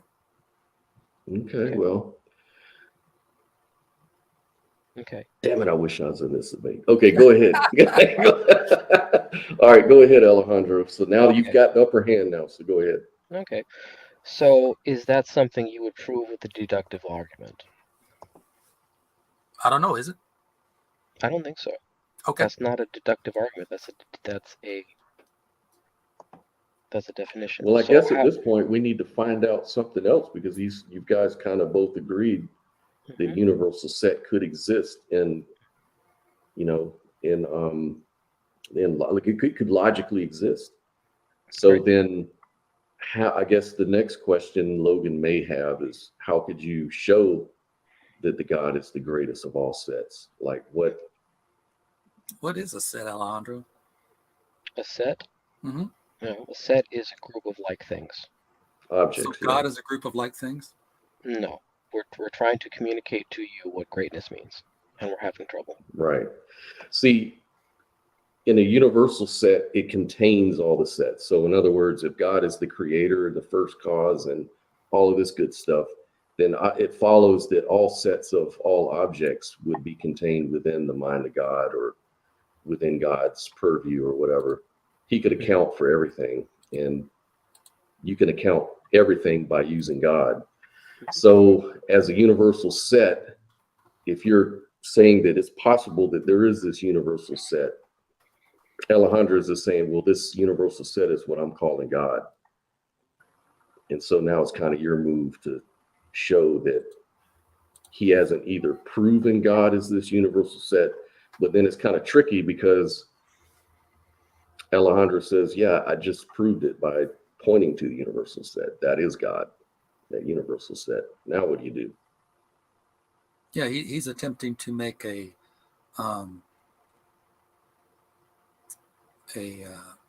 shoot, I've lost my term. He's trying to claim since something is logically possible, then it actually does exist. And instead, he needs to establish a metaphysical possibility. And that is not a metaphysical possibility. That's just a logical possibility. And the two are not the same, because we can make logical claims about existence, but that doesn't mean they actually exist. Okay. You're getting there. Okay. Gotcha. So what about it, Alejandro? It's logically follows, but then, see, this is the problem. The topic of the discussion was, are there any logical reasons to believe in God? We just made one. Or arguments for the existence, any logical arguments. We just given one. Several. Yeah. Yeah, and as I said, if Alejandro wants to say that he can make arguments for God in the same way that I can make arguments for the existence of Gandalf, fine, he can win that debate. I don't give a shit. I mean, that's just being petty. I mean, that's just being petty for him to come on here and just say, well, I can, and we haven't actually finished. We have started with a proposition, and it has to, he said it's not deductive. Okay, then what is it? Okay. I mean, what is it? Well, he's making a logical possible claim. That's all he's doing. Okay, so he hasn't made a logical argument. A in other logical words, claim isn't necessarily everything's possible in the magical kingdom, but he's asking you, let's get down to where the rubber meets the road with it. I mean, if we leave this debate and Alejandro never proves God exists, then I win. In my mind, just as in his mind, if I don't journey the entire universe to prove there's no logical arguments for God, he wins. You know, it's just, we can both make that claim, but the burden's on him. Okay, well, I think this is a good place to pause. We're hitting the, how long has this been going on now? Yeah, it's Hour about and an a hour and 30 minutes. Yeah. It's So I been think an hour quite a and 30 while. minutes is a good place to pause. We can always pick this up in a sequel. Okay. But I got in real life I got to take care of. So Gotcha. Yeah, me too. so so we're all square. I know you got another debate coming up. Good luck, Scott. God be with Thank you. you. Logan, God be with you. And which we'll see God? you. Yes, yes, yes. Here we go. All right, you guys, take care. God bless. All right, man. Thanks a lot for doing it. Yep. All So right. so tell me where I was making a mistake. All right. So the mistake was I set you up perfectly to knock this dude down, man. So I didn't know I wouldn't have done that if I'd have known. I thought maybe you're probably familiar with it, but universal sets sound intuitive. Like there's obviously a greatest set that all sets are contained within, but then that creates a Russell's paradox. Um, for any formula there, well, you can kind of look it up on Wikipedia if you want, I guess, but basically it's a big contradiction, because we're talking about members. Like B cannot contain itself because it consists only of sets that do not contain themselves. It cannot be a member of A, like set A, because if it were, it would be included as a member of itself, and by definition this is contradicting itself. So the set of all sets, that means even God has to be put in that set. So you've got yourself a contradiction, which kind of translates into this whole argument of all the other arguments, we talk about, like fine tuners would require an infinite number of fine tuners, because if, like I was debating him last week and he was saying that fine tuning proves God. And I was saying, why is a fine tuner necessary? He says, because the universe is complex and no complex thing can be created by something simpler than itself. So a thing must be more complex. So God must be the most complex thing in the world, right? But under that argument, all complex things need a fine tuner. So then in that case, God needs a fine tuner more than the universe does. But then who fine-tuned the fine tuner of God? And it just goes on infinitely. So it's kind of like going into this whole set theory problem, So anyways, I was just trying to set you up for a kill.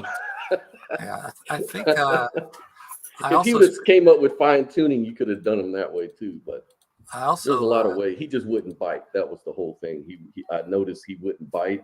He wouldn't present an argument because he probably knew you were going to demolish it.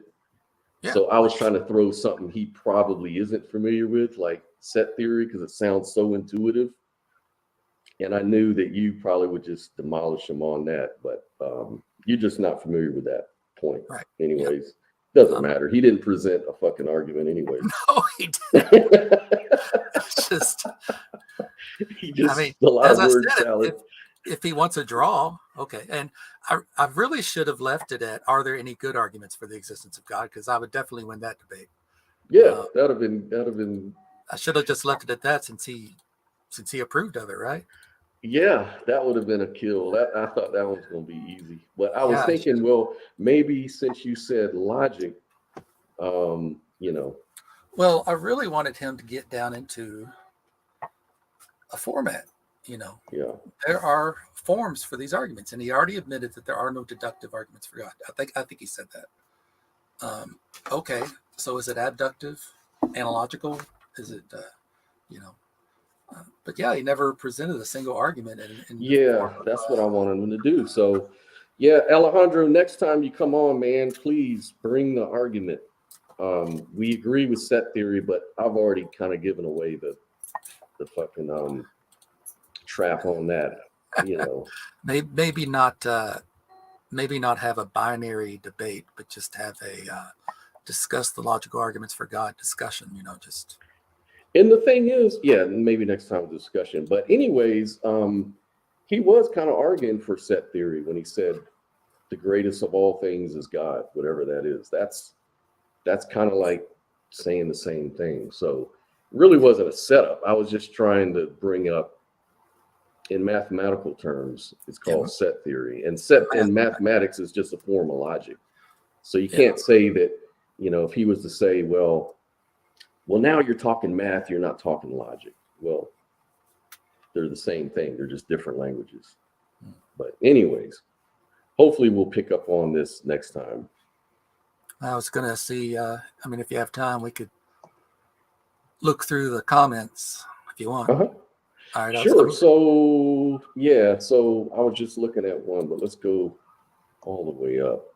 I was looking at Mike Holt. He said that I am stating no sound argument exists unless someone can provide it. If I was doing that, that really isn't my position. Like I said, we presented a binary question here. Mm-hmm. And if Alejandro is saying there are sound arguments, then he has to present them. And it's just the way my mind works. If somebody's making a positive claim about something that isn't demonstrable to most people, Yeah. I can't even say that because most people claim it is. Something so ambiguous, Mm-hmm. and like greatness, we haven't really gotten that nailed down either. Yeah, because that's why I was trying to bring up the set theory thing, because it seems like he was just trying to say greatness as this all-encompassing sort of concept of just whatever's the greatest of the greatest of the greatest in any sort of context. That would be my God, because if you want to say the greatest jerk or the greatest asshole or the greatest beautiful thing, or he fits all of it. So that's kind of like set theory. It's kind of like saying the greatest of all objects is the set that contains all those objects, which would be a master set or a universal set. And that seems like how he was trying to define his God into existence. But again, like you said, you've got this, or maybe he said it himself, which is really weird, but he said there's these qualities we can talk about, but then we've got this thing that's supposed to connect to these qualities. And we're all like, yeah, right, exactly. So you gotta bring that connection together, That's what I was waiting on. And it seems like it was on him to do that, because the title of the debate was, are there any logical arguments for the existence of God? Not that there is none, or there is, or there are logical arguments. Like there's no, like it's just a debate. And it seems like he was taking the affirmative that there is logical. So it's on him to present them. Right. That's my opinion. I also like this, Mike Holt again. He said an argument doesn't require questions to your opponent. Right. 3:45 p.m. Yeah. I think that's a good point. Notice that's why I asked him, like, how is asking him that question, regardless of how you're going to answer it, how would that prove your case one way or the other? Because he could be wrong in either case. Yeah. I don't know. Duncan Downham at 3:47. You want to read that one? 337. The greatest 347. love, the greatest hate. Oh, 347. Huh, I haven't got down to 347. Oh, yeah. Did you say 47 or 27? 47. Maybe? Yeah, 47. Oh, yeah. Hasn't even popped up yet. Really? Yeah. Are you on YouTube or maybe Steam? I have to pull it. Yeah, I'm just within the StreamYard. Let me pull the video as it's going live. 347. What does it say? Go ahead and read it, because I don't see it. Duncan Downham, it's almost like he is purposely being obtuse to grind Logan into submission, or he is a born natural at it. That's right. And I'm sticking to my gun like Charlton Heston, though. Charlton Heston, yeah. And Cody says maximal being is on the table. Yippee. In the absence of God, would the biggest black hole count? Good question. which in itself would present contradictions. Yeah, that greatest thing, everybody's kind of weirded out about that. Yeah. Greatest of mercy, greatest punisher. How does that work? Yeah, that's the point that I think you really got them on right there. I think, though, I actually could have, yeah, it's just a definition.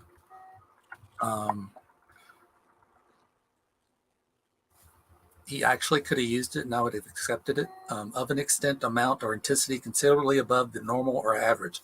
Well, God is certainly not normal or average. Right. So if he just would have said that's the meaning of greatest, I probably would have went, okay, well, that's the concept. Yeah, I can accept that. Doesn't mean it actually is so, but that is the concept of God. Neither was Hitler, right? Yeah. Hitler wasn't average either. Yeah. That's right. Yeah, Cody brought it up. Russell's paradox applies to sets that don't contain themselves. Exactly. Where was that? That's at, there's a timestamp on that. Hold on. Probably toward the bottom. The mistake was engaging Alejandro. Yeah, that's what they said. And then solipsism, we could never get a good definition on that. Alejandro always brings solipsism in. Yeah, he did that to me. In fact, I thought about, did you ever see the debate between Matt Dillahunty and Saitin? Yes. And how Matt wrote his closing 2 weeks before the debate? Mm-hmm. I thought about doing that with Alejandro, going, yeah, I guarantee that Alejandro brought up solipsism. I guarantee that he just tried to pick at me instead of presenting his own side. I could have predicted this entire debate just about. I could not have predicted set theory, though. Well, yeah, and the way that he was using solipsism, it equally applied to him. Yes. Because if we're going to argue about what we believe, and then we need some information to change our beliefs, he was saying that in that case, you're arguing for solipsism because you're saying that whatever I particularly know or experience is what I know to be true, and anything else I don't believe it may be true or not. That's solipsism. But then under that, he would fall under solipsis too, because he also is limited in his knowledge. That's exactly what I said. Yeah, he only believes what he knows, Yeah, I told him that, and he was like, no. Yeah. And in actuality, solipsism is, like you said, it's just the theory that our minds are the only mind that exists. Are the only thing we can be sure it's an ontological statement rather than an now there is epistemic solipsism. Maybe that's what he was trying to do, but everyone's an epistemic solipsist, I think. If you really get down to it, we only believe what we know. Well, I don't know. Alejandro, in my opinion, doesn't know if his God is true yet. He believes it, so I don't know. Yeah. But anyways, any more questions from the group?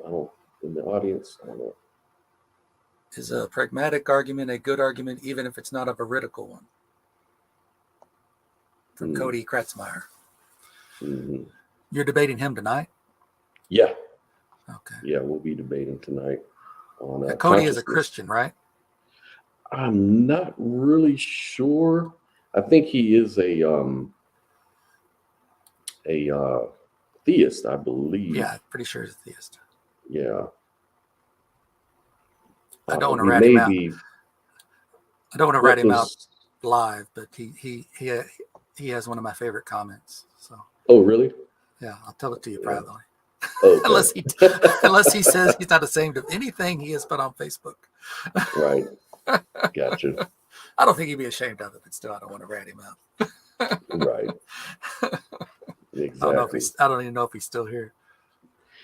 And Cody, if you're still out there, remind me what our proper title of our debate is. What does non-local realism imply about the nature of consciousness? I think that's what it was. Something like that. But if you're out there, let me know, or I'll just send you an IM.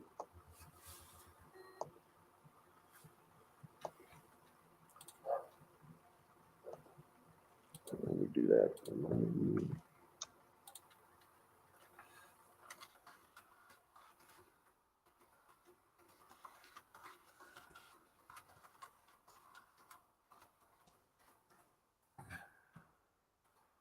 I'll send it to you via Facebook.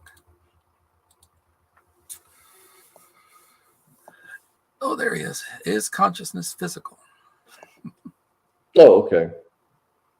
Is consciousness physical? Okay.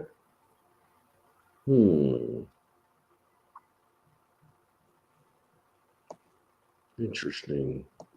And I don't. Here's my actual philosophy of debates. Well, not really a philosophy, using it colloquially. I like what. Shoot, I'm having a brain fart. Who was the guy that in South Africa that was in prison for so long and then became president? Oh, Mandela. Mandela. I know it started with an M. I kept going Macbeth. Mandela supposedly said that he never loses an argument. He either wins or he learns something.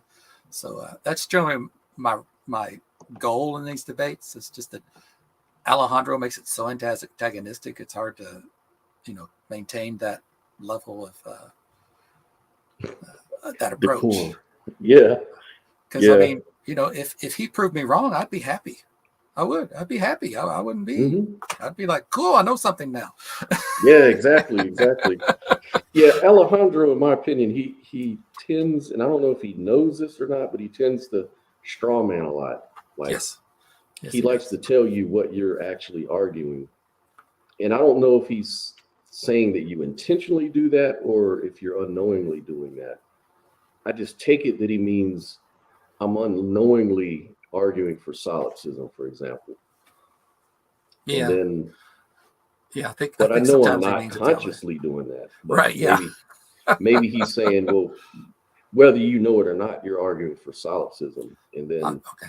Yeah, I have to remember to ask him next time he says that. I say, are you saying I'm doing that without knowing it, or I'm doing it on purpose? Right. Exactly. I have to keep that in mind. All right. Exactly. Well, this was fun. I'd be happy to do it again. A lot of fun, man. I'd be happy to join and do it, man. I know we've talked about debating with some folks before. I don't remember who that was with, but I'd be happy to debate Jesus mythicism, or even granting the existence of Jesus and debating the resurrection. What side do you fall on? Which the mythicist side? Or oh, I am a mythicist. Yes. A mythicist. Okay. Yes. Okay. Well, that's brave of you, man. That's taking the that most historians and scholars don't go with it. So you're kind of like one of the. And I tell people, when they say most historians don't, I'll say, yeah, that's true. And if you wish to believe Jesus exists based on it, it's not a fallacy for you to do that. It's not a fallacy to accept the consensus of experts. Right. But I've investigated, and I think, there's good reason to think he didn't. I think Bart Ehrman came out with a video last week that said that there's a paradigm shift on that. Really? A lot of scholars are now starting to consider mythicism as probably more true than not. But I haven't watched the video. And he's saying it's just an increase of numbers of scholars that are trading sides. I'd like to find that. If you know what that is, send it to me. Yeah, I'll find it and send it to you. Yeah, I mean, and if he did exist, they can't say who he was. I mean, right. Right. They all have a different opinion. He's a chimera. Exactly. So, yeah, that's my that is the only thing I think offhand as far as consensus of scholars that I disagree with. Gotcha. And it was like, I don't know if you saw me. I was on some other atheist show. It has oh shoot, I can't remember. Maybe it's Atheist Haven. Maybe it is. Skeptic Haven. Yeah. Yeah, maybe Skeptic Haven. I was on there. Do they have a woman on there named? She does her name off a play off some philosophical term.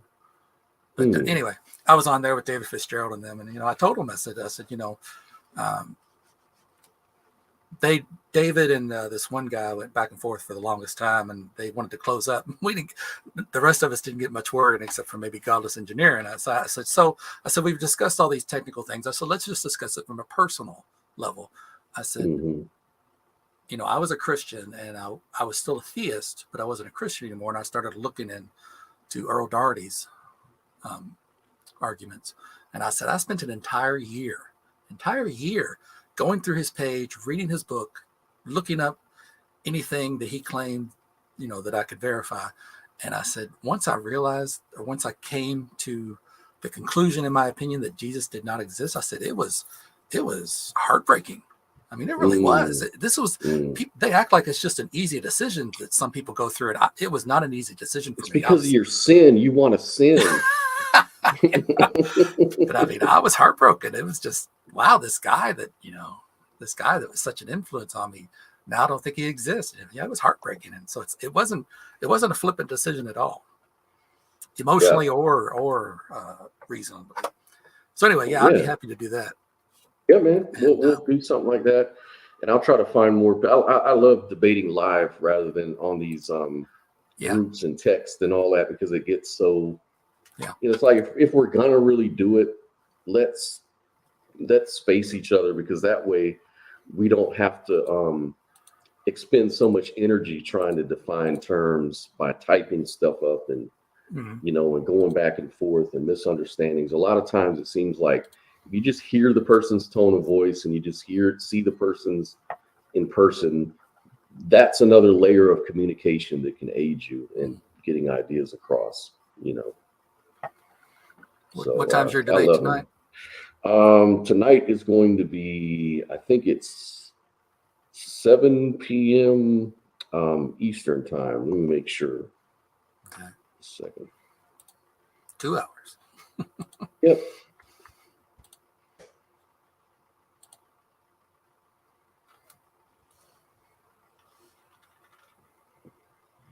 Yep, that's what Cody says. Okay, cool. He says that corresponds to reality. All right, good. He said good. It was true. It was true. That's right. That's right. Good. I enjoy these consciousness discussions, because, you know, no one really understands, much less understand it. They don't even know how to define it. Right. So it always makes for an interesting conversation, because we can, you know, be free to go down any kind of rabbit trail you want on this. And it's good to kind of air this stuff out, you know, for folks, because some people make it very magical. Some people try to argue from a physicalist or a scientific sort of thing, especially like quantum entanglement and local realism and all that kind of stuff. So it makes a really good, interesting combo, man. Make my eyes wide. Yeah. Oh, what? Quantum. Yeah. All right, man. Thanks a lot for hosting. Okay, man. I appreciate it, brother. And Later. we will catch up on the rebound. All right. All righty. Bye-bye.